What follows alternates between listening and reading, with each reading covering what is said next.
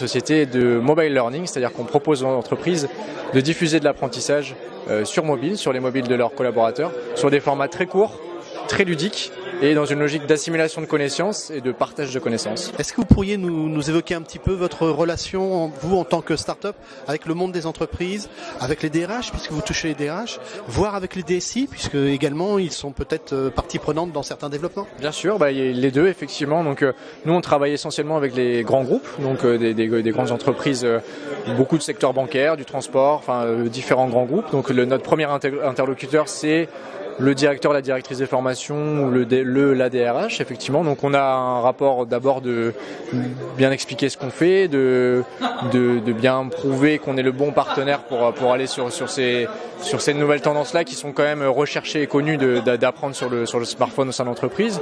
Et une fois cette étape-là passée, je dirais de cadrage de tout ça, on a souvent des contacts aussi avec les DSI, où là c'est plus un rapport qui va être de montrer un peu patte blanche en termes de sécurité, en termes de protocole, de manière de faire, et puis nous aussi d'apprendre des DSI à quoi on doit répondre, dans quel cadre on va rentrer, parce que parfois en étant une start-up, il y a des choses qu'on ne connaît pas, où on est tout à fait prêt à évoluer dans ce sens-là, et puis voilà, c'est un rôle d'échange beaucoup avec les DSI.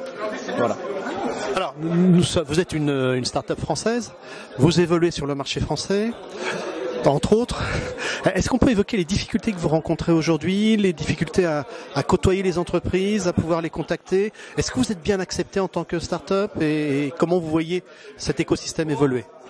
Alors oui et non, c'est-à-dire qu'aujourd'hui, avec la plupart des grands groupes français, il y a un esprit qui se voudrait ouvert aux startups. Il y a beaucoup de communication qui est fait dans ce sens-là. Voilà, c'est important l'innovation, c'est important d'être proche des startups, c'est important d'intégrer de l'innovation des startups à l'intérieur du groupe, etc. Après, dans les faits, c'est effectivement plus compliqué. C'est-à-dire qu'on se heurte parfois à des services achats très exigeants, demandant des éléments qu'on ne peut pas forcément fournir du fait de notre ancienneté assez limitée. Donc voilà, je dirais que ça peut être le problème, la symbiose entre, en tout cas, d'être sur le même plan dans la communication du groupe et ce qui se passe vraiment.